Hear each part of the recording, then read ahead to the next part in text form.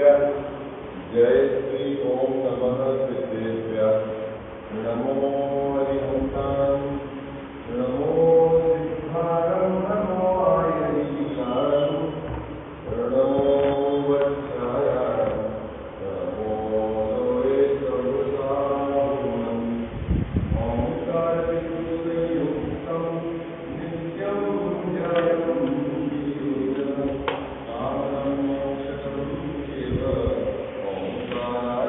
नमो नमः।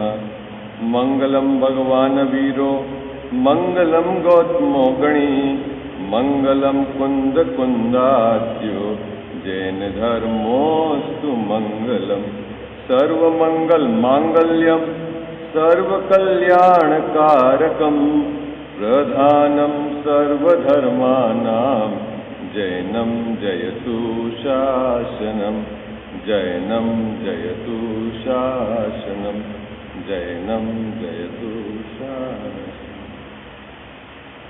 नमः श्री समयसाराय स्वानुभूत्याश्चकातते चित्स्वभावाय भावाय सर्वभावान्तरे चिदे मिथ्या भाव अभावते जो प्रगटे निज भाव सो जयवंत रहो सदा यह ही मोक्ष उपाय यह ही मोक्ष उपाय।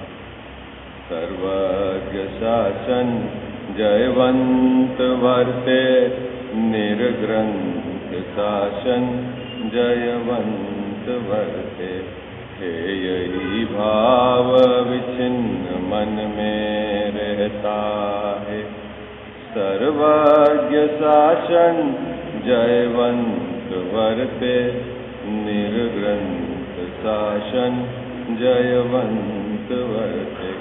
जय बोलो देव शास्त्र गुरु की जय। अनादि संसारी कहो विद्यादृष्टि कहो उसके तो चारों समुदाय का निरंतर उदय है और जो मोक्ष मार्ग प्रारंभ हुआ है वहाँ या तो 3 कसाय का उदय है या 2 कसाय का उदय है या 1 कसाय का उदय है। यहाँ से ये मोक्ष मार्ग ये है अनादि संसारी मिथ्यादृष्टि जीव। ये बात हो गई।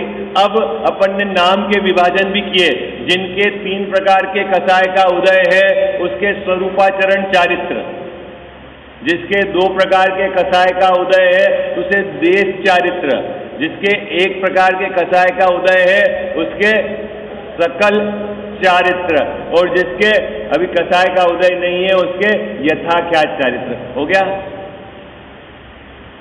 हाँ जी या ना जी? सरल है। अभी गुणस्थान का नाम भी इसी प्रकार समझ लो आप, है ना। जिनके 3 प्रकार के कसाय का उदय है उसके बोलते हैं अविरत सम्यक। क्या बोलते हैं इसको? अविरत, है ना। पहला मिथ्यात्व, दूसरा सासादन, तीसरा मिश्र, चौथा अविरत सम्यक। अभी कोई व्रत को ग्रहण नहीं करा है लेकिन सम्यक दर्शन है, उसके नीचे की 3 जो कसाएं हैं उनका उदय चालू है। ओके, गड़बड़ तो नहीं? आगे वाले का क्या नाम है? जिसके 2 प्रकार के कसाए हैं उसको बोलते हैं देश विरत। हाँ, क्या बोलते हैं बाबूजी? देश विरत, ठीक है।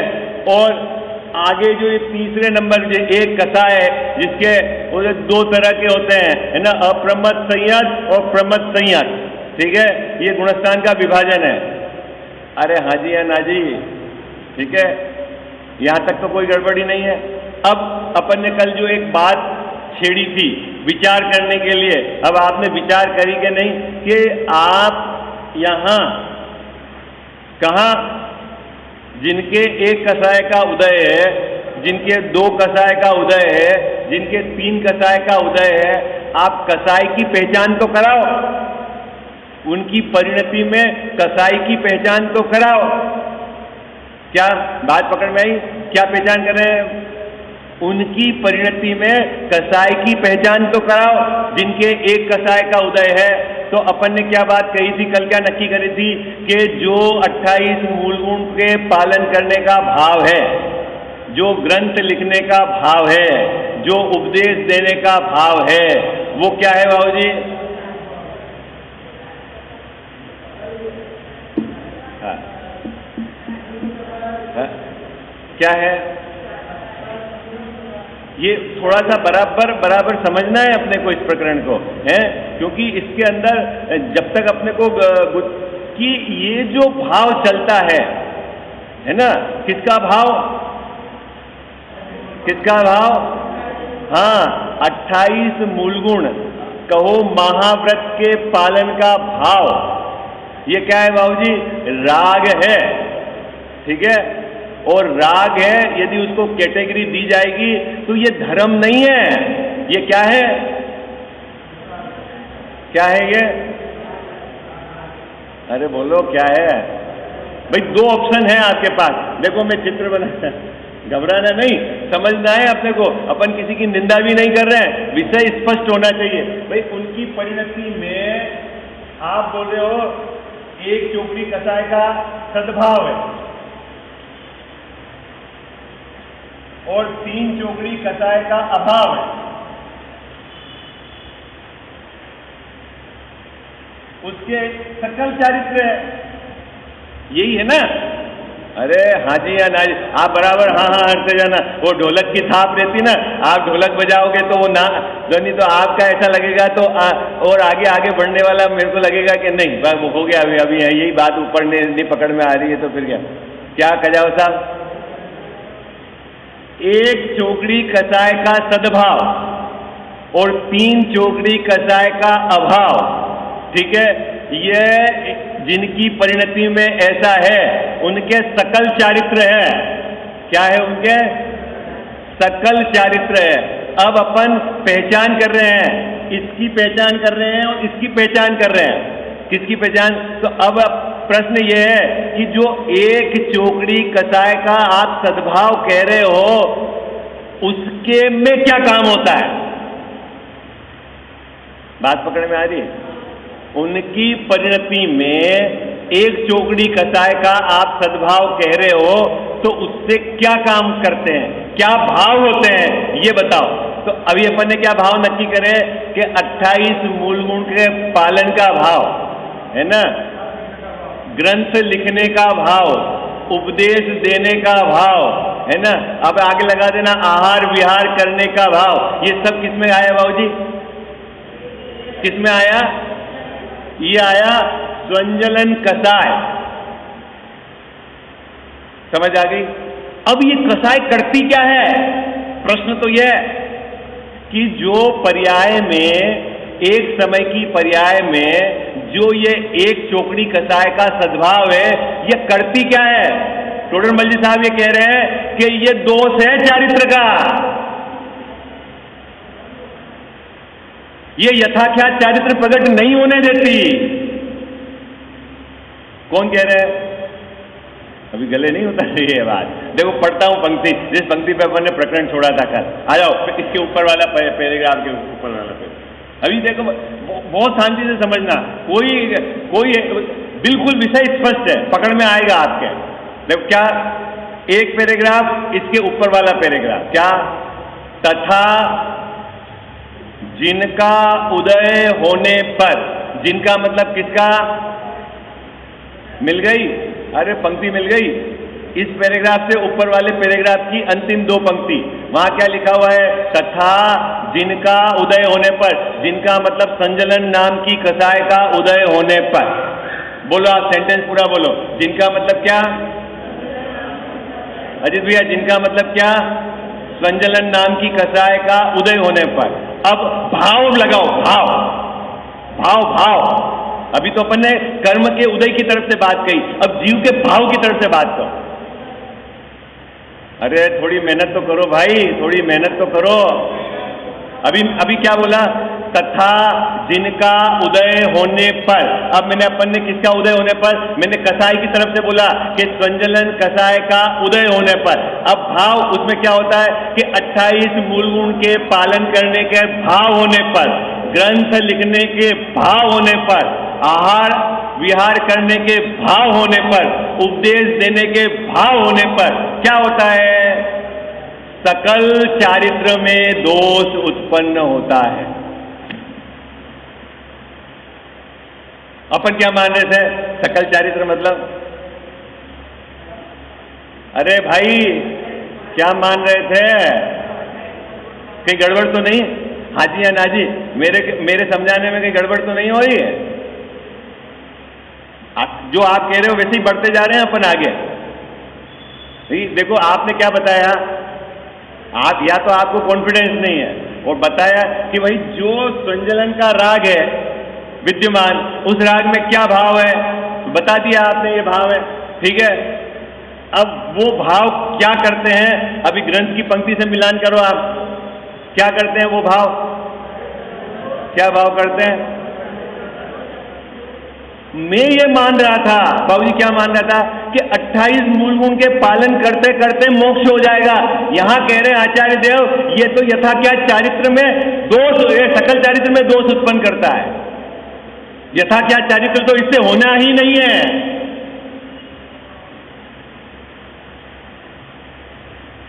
क्या बात पकड़ में आई आपके?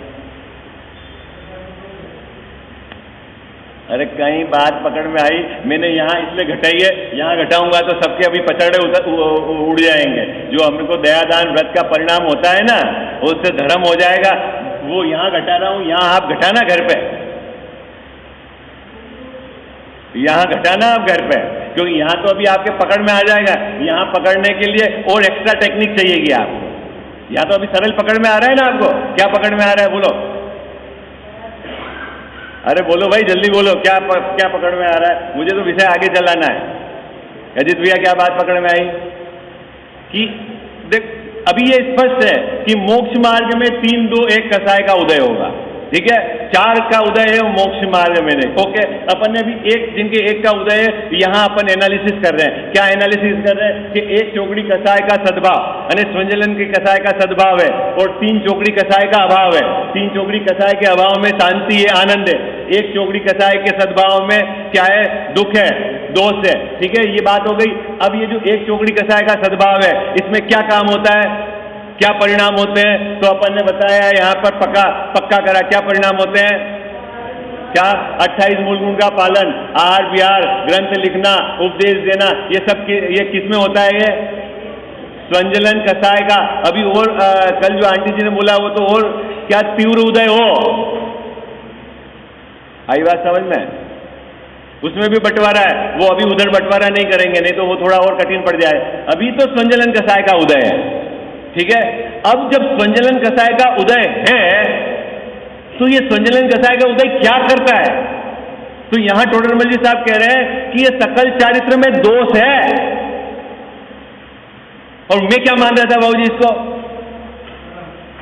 मैं क्या मान रहा था? मैं क्या मान रहा था कि ये सकल चारित्र है, और यहां कह रहे हैं सकल चारित्र में दोष है, दोष उत्पन्न करता है। तो फिर सकल चारित्र क्या है ये बताओ आप, है भाई? बात पकड़ में आ रही नहीं आ रही है आपके चेहरे से? सकल चारित्र क्या है ये बताओ। जब ये दोष है 28 मूल गुण का पालन, ठीक है, क्या बोलते हैं, ग्रंथ लिखना, उपदेश देना, उसको तो यहां कहा कि सकल चारित्र में दोष उत्पन्न करते हैं, दोष उत्पन्न करते हैं और यथा क्या चारित्र को होने नहीं देते हैं।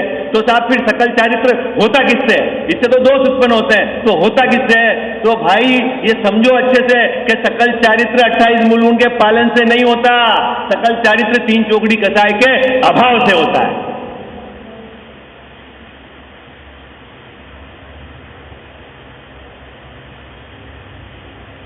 नग्न रहने से सकल चारित्र नहीं है, 28 मूल गुण के पालन से सकल चारित्र नहीं है, खड़े रहकर आहार लेने से सकल चारित्र नहीं है।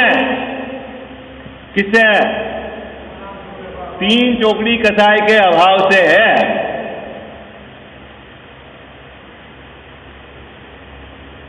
सब क्यों, सबका चेहरा क्यों ऐसा हो गया?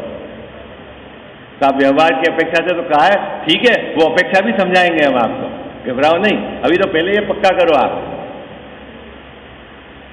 अब बाबूजी मेरा प्रश्न ये है कि इस 1 चौकड़ी कसाय का अभाव करने के लिए क्या करना पड़ेगा? 28 मूल गुण को पालन करना पड़ेगा तो अभाव हो जाएगा कि और कोई नया काम करना पड़ेगा? भाई ये दोष है, ये तो आपने बता दिया। अब इस दोष का अभाव करना है तो क्या करना पड़ेगा बोलो? जिसको आपने दोष कहा उसको रखते रखते कैसे दोष का अभाव होगा?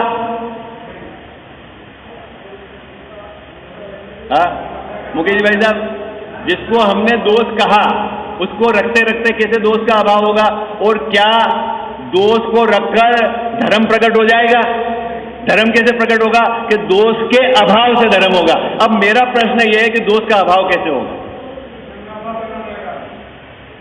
भाई, दोष का अभाव कैसे होगा? अरे यहां तक बात समझ में आई कि नहीं आई? आपके नहीं आई तो पूछ लेना बाद में। जिसके समझ में आ गई, ये बात बहुत टेक्निकल बात है, बहुत समझने जैसी बात है। इसमें किसी की निंदा नहीं, ये अपने को विजन क्लियर करना है। ये बात तय है कि जिनके तीन चौकड़ी कसाय का अभाव है उनके साथ में रहने वाला राग नियम से ऐसा ही होगा। क्या होगा? कि 28 मूलगुण का पालन होगा, नग्न दशा होगी, जंगल में रहेंगे। किनके बाबूजी? किसकी बात चल रही है? किसकी बात चल रही है? तीन चौकड़ी कसाय के अभाव के साथ रहने वाला जो राग है वो इसी जाति का होगा। लेकिन इसी जाति के राग के आधार से यह तय नहीं किया जा सकता है कि इसके तीन चौकड़ी कसाय का अभाव। बात पकड़ में आई आपको? हम क्या कह दी? बात पकड़ में आई आपको? नहीं आई? देखो फिर मैं बताता हूं। क्या? एक तो है द्रव्यलिंगी मुनिराज और एक है भावलिंगी मुनिराज। क्या अंतर है? मैं एक बार इसको मिटा देता हूं।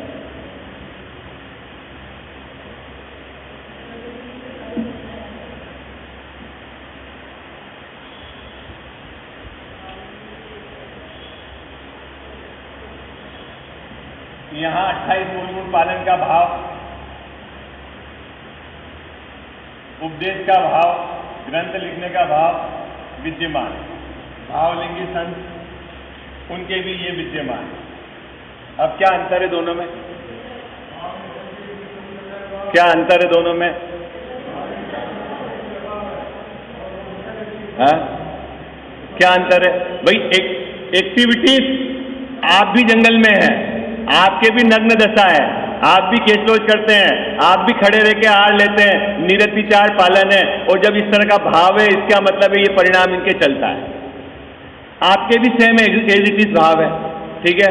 यहां तो आप कहते हैं स्वंजलन का है और वहां आप कह देते हो कि अनंतानुबंधी से रिलेटेड सब है।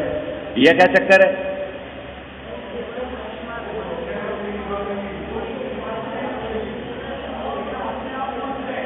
अरे बोलो भाई, सब गड़बड़ नहीं होगा। गड़बड़ एक बोलोगे तो मुझे समझ में आएगा।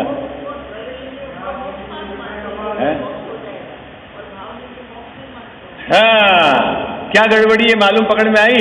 कि ये जो द्रव्यलिंगी है ये मानते हैं कि ऐसे करने से मोक्ष हो जाएगा, इसलिए द्रव्यलिंगी है। और भावलिंगी के बराबर पकड़ में है। क्या पकड़ में है? कि ये मेरा दोष है। इतना अंतर है।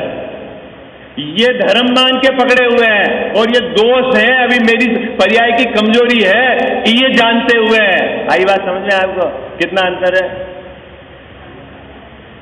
नहीं बात पकड़ में आई है आपको? हाँ,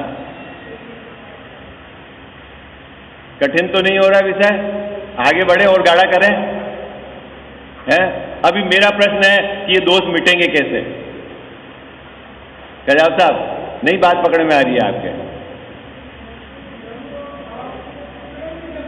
है? पकड़ने का तरीका बता रहा हूं ना। अंदर में तीन चौकड़ी कसाय का अभाव है, वो भाव लेंगे, और जिसके नहीं है अभाव वो द्रव्य लेंगे। अपन को क्या करना है पकड़ के? अपने को तो राग से भिन्नता की टेक्निक बता रहा हूं। हमारी क्या समस्या है कि जो शुभ राग चल रहा है ना, उस शुभ राग को मैं धर्म मान के बैठा हूं। और मुझे ये नक्की करना है कि किसी भी कैटेगरी का शुभ राग क्यों न हो, वह धर्म नहीं और उसके आश्रय से धर्म नहीं। क्या बात पकड़नी है अपने को? अपने को कोई एनालिसिस नहीं करना कौन है नहीं है। अपने को क्या निर्णय करना है कि जो शुभ राग है वो धर्म नहीं है और उसके आश्रय से भी धर्म नहीं होता है। दोनों बात अपने को पकड़नी है। आई बात समझे? ये इसलिए ये स्पष्ट कर रहे हैं यहां पर भी। शुभ शुभ राग मतलब क्या?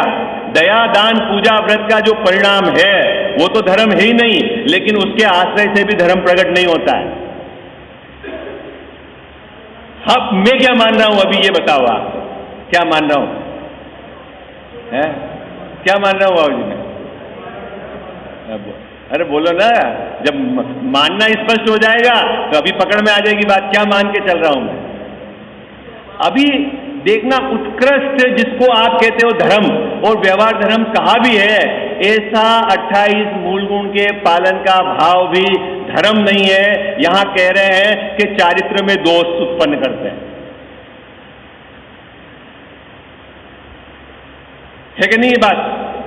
देखो इस पैराग्राफ को पढ़ते हैं, पंक्ति को पढ़ते हैं, अब आपको समझ में आ रहा है कि नहीं? अब कैसे धर्म होता है उसकी भी चर्चा करेंगे, नहीं तो बात अधूरी रह जाएगी। देखो क्या कहते हैं, तथा जिनका उदय होने पर, किनका उदय होने पर,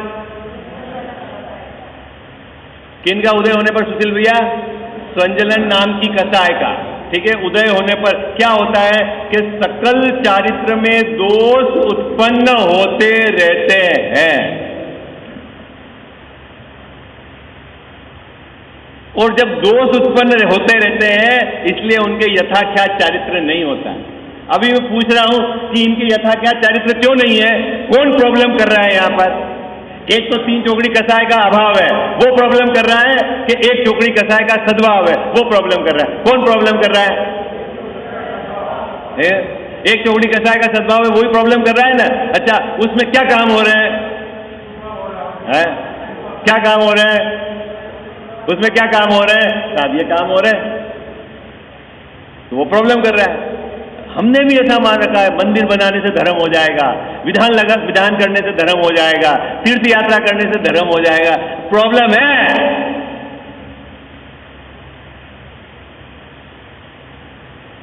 साहब क्या प्रॉब्लम है कजावा साहब?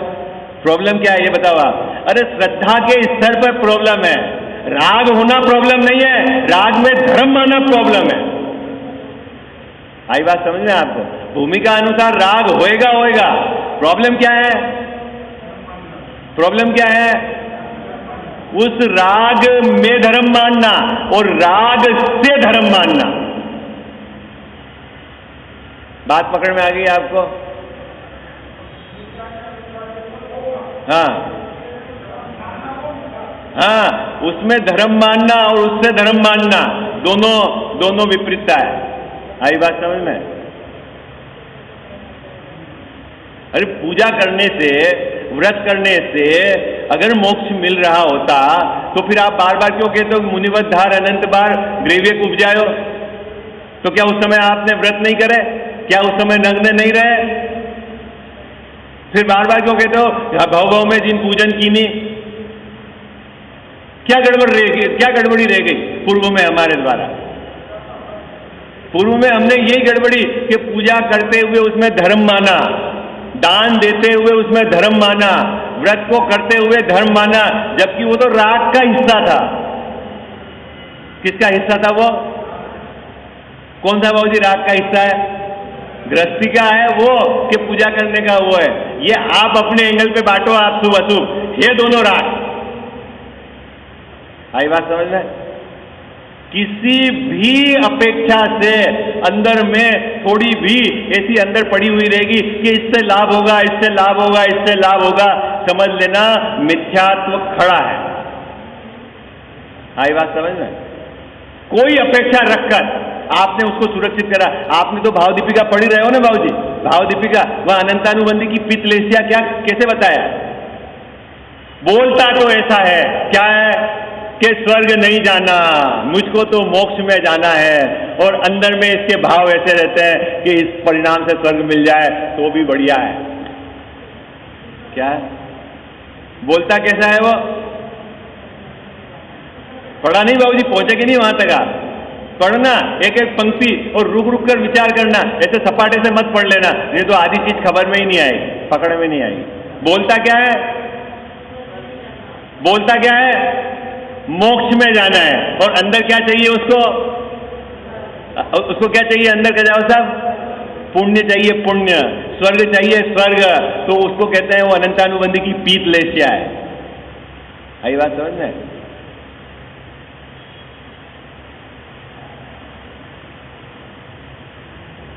किसी भी प्रकार से, किसी भी तरह से विचार करो, इस राग से तो कभी भी धर्म प्रकट नहीं होगा।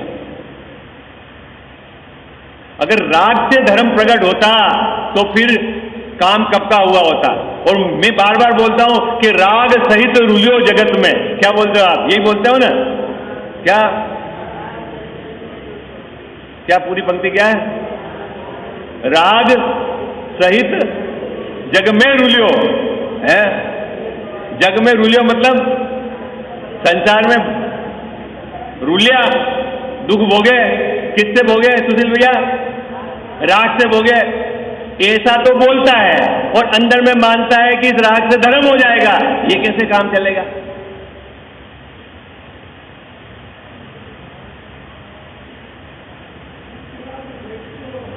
हाँ हाँ हाँ, मेटो राग कुटे।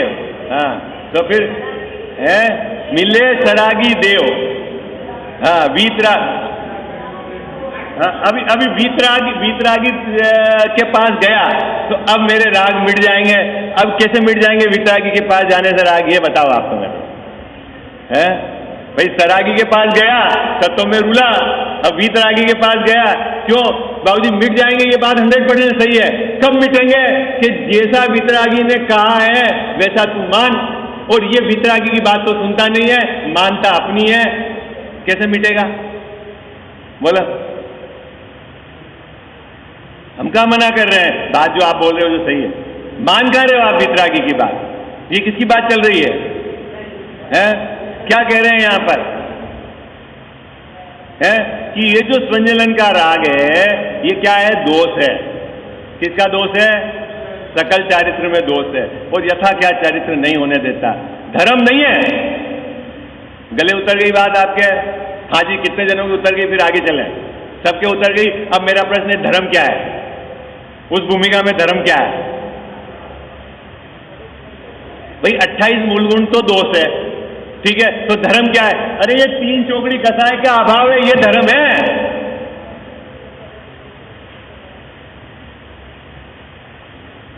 क्या आपको बहुत कच्चा कठिन तो नहीं है विषय? ऐसा क्या विषय कठिन है?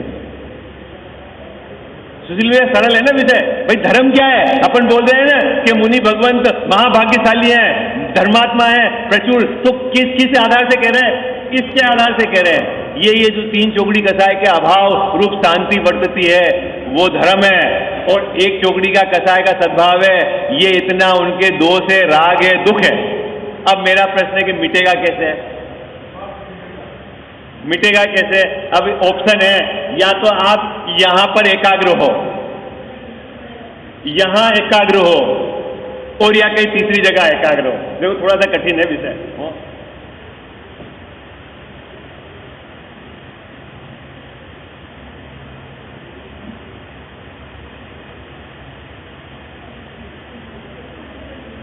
ये तो राग 1 चौकड़ी, ये 3 चौकड़ी के अभाव में वीतराग था।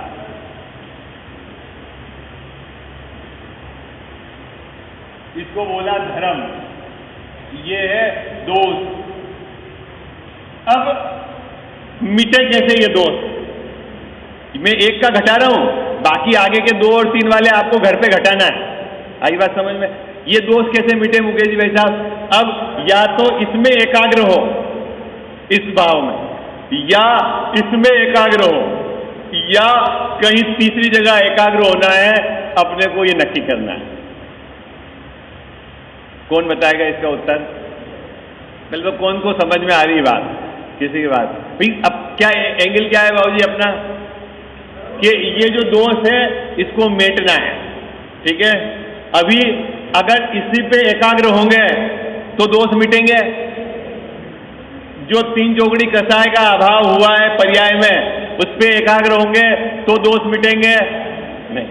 इस पे एकाग्र होने पर भी दोष नहीं मिटेंगे, इस पर एकाग्र होने पर भी दोष नहीं मिटेंगे। इस दोनों से भिन्न अपना जो त्रिकाली स्वभाव है उसमें एकाग्र होने पर दोष मिटेगा। कैसे है? अरे हाँ, अभाव कैसे होगा ये बात पकड़ रहे हैं, अभाव होने का तरीका समझना है अपने, है ना? हाँ, कि अपना स्वभाव में लीन होंगे, इधर नहीं, अपने स्वभाव में लीन होंगे, त्रिकाली जो स्वभाव, तब ये दोष मिटेगा। आई बात समय? और इस स्वभाव को छोड़कर कहीं भी लगा, यहां लगा, दोष मिटने वाला नहीं। बात समझ में आ रही है आपको? हाँ जी या ना जी?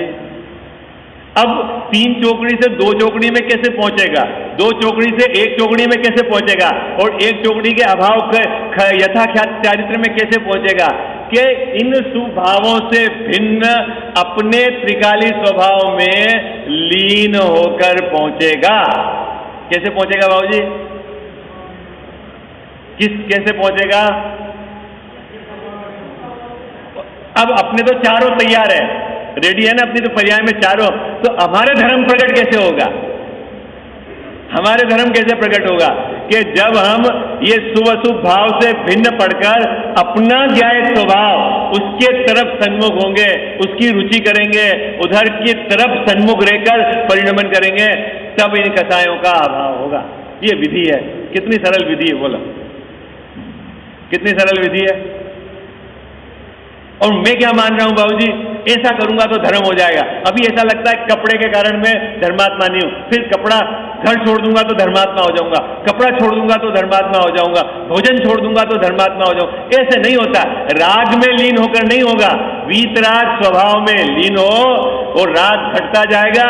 जब राग घटेगा तो राग का जो रिप्रेजेंटेशन बाहर में है वो भी समाप्त हो जाएगा। आई बात समझ में? घर भी छूट जाएगा, कपड़े भी छूट जाएंगे, घबराना नहीं, सब छूट जाएंगे। लेकिन कैसे छोड़ना है? कपड़े की तरफ देखकर नहीं छोड़ना है, किधर की तरफ देख के छोड़ना है? बात पकड़ में आ गई आपको? सरल है? अरे कुछ बात समझ में आ रही है, नहीं आ रही है आपको? हाँ? भोजन को भोजन की तरफ देखकर नहीं छोड़ना है, किधर की तरफ देख के छोड़ना है बाबू? हाँ? भोजन की तरफ देखकर छोड़ोगे तो बड़ी समस्या है, वो कभी मैं बताऊंगा बड़ी समस्या क्या है। चलें आगे। देखो अब ये पंक्ति समझ में आ गई ना आपको? अब इसके आगे का प्रकरण वो बहुत जोरदार प्रकरण है। तथा मोक्ष मार्ग होने पर इन चारों में से 3, 2, 1 का उदय होता है, फिर चारों का अभाव हो जाता है। ठीक है, ये मोक्ष मार्ग की विधि बता दी। संसार में ये है। अब आगे, तथा क्रोधादिक चारों कसायों में से एक काल में एक ही का उदय होता है। इन कसायों के परस्पर कारण कार्यपना है। क्रोध से मानाधिक हो जाते हैं, मान से क्रोधाधिक हो जाते हैं। इसीलिए किस काल में भिन्नता भाषित होती है और किसी काल में भाषित नहीं होती। क्या कहना चाह रहे हैं? ये थोड़ी सी बात करना योग के उदय स्थान की। क्या कहना चाह रहे हैं? देखो पहले ये बात कह के आए पंडित साहब कि चारों कसाय का निरंतर उदय होता है। वो चारों कसाय कौन कौन सी है?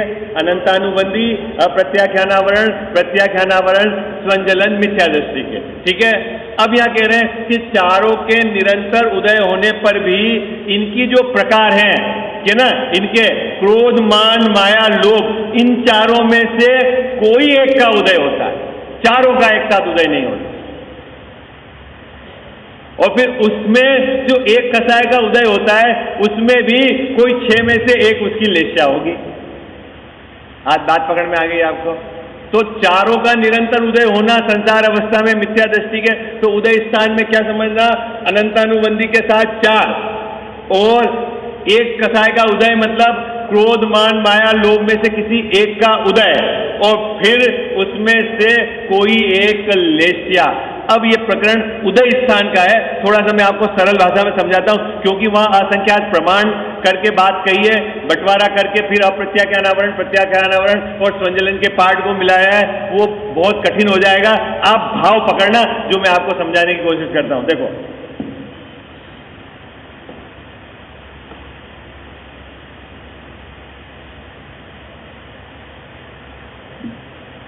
पहले अपन अनादि संसारी की बात चलाते हैं।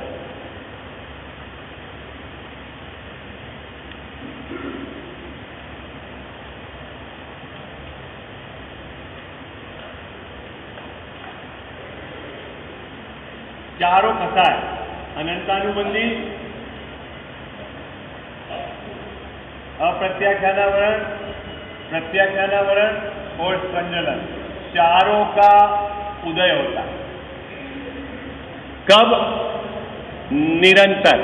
ठीक है, अभी उदय में कैसे होता है कि अनंतानुबंधी है ना, तो अनंतानुबंधी के साथ अप्रत्याख्यानावरण, प्रत्याख्यानावरण और संजलन, ये चारों मिलकर सम्यक्त और चारित्र का घात करती है। क्या करती है? सम्यक्त और चारित्र का घात करती है। अब ये तो मिल गई, इसके साथ क्लब हो गई। अब ये अनंतानुबंधी के क्रोध, मान, माया, लोभ, ये है मुख्य कसाय, और इसके साथ में 9 कसाय और आ गए। ठीक है, उसमें भी सबका एक साथ उदय नहीं होता है, जोड़े में एक एक का उदय होता है। तीनों वेद में से किसी एक का उदय होगा, है ना, रति अरति में से एक का उदय होगा। अभी वो पार्ट में नहीं लेता, क्योंकि वो उदय के उदय स्थान पर आप जाके देखना। अभी इन चारों में से भी किसी एक का उदय होगा। ठीक है, क्रोध का उदय होगा, इसका मतलब है 3 का उदय नहीं। मान का उदय है तो इन 3 का नहीं। अभी ये क्रोध का उदय है। अब क्रोध में भी 6 प्रकार की यहाँ लेस्या है, तो कोई एक इसके लेस्या होगी, है ना। आई बात समझ में आपको? अब जिसके अनंतानुबंधी है, इनके तीनों का पीछे से उदय, सम्यक चारित्र का घात, एक कसाय और उसकी कोई एक लेस्या का उदय। ओके, ये समझ में आ गया। अभी देखना कि जो द्रव्यलिंग मुनिराज है ना, उनके अगर अपन विचार करें उदय स्थान से, किससे विचार करें? समय हो रहा है, उदय स्थान से विचार करें, तो ये 1, 2, 3 और चारों का क्लब होके उदय में आ रहा है। ठीक है, तो सम्यक दर्शन का भी घात है और चारित्र का भी घात है। और क्रोध, मान, माया, लोभ में से कोई एक कसाय है। अभी मान लो क्रोध पकड़ ली, और क्रोध में भी नीचे की शुक्ल लेस्या है।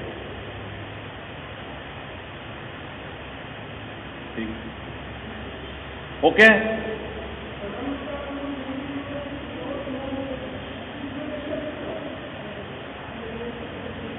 चलो अपन कल चर्चा करेंगे, बाद में चर्चा करेंगे। आप वो मैंने कहा ना, आप ग्रंथ पढ़ो, आप तसल्ली से, है ना, ऐसे ही अल्लाह टप्पू नहीं है बात। अभी ये जो शुक्ल लेस्या, अभी ऐसे चलेगा बाबूजी चार्ट, कैसे चलेगा? जब अनंतानुबंधी हैं, ये 3 क्लब हो गई, घात इन चारों में से एक, इसमें कोई एक लेस्या। आई बात समझ में? अभी यहाँ पंडित साहब कह रहे हैं कि इन चारों कसाय में से एक का उदय होता है, उदय स्थान, है ना। अब एक का उदय होता है, तो कभी कभी तो ऐसा होता है कि एक से दूसरा हो जाता है, कारण कार्यपना। और कभी कभी ऐसा होता है कि इंडिविजुअल क्रोध अपने को पकड़ में आता है, कभी क्रोध से मान हो जाते हैं, कभी क्रोध से मायाचारी, ऐसा ही हो जाता है। ये उदय स्थान का है। लेकिन धर्म को देखना है अपने को, धर्मात्मा है कि नहीं, तो कहां से देखना है अपने को?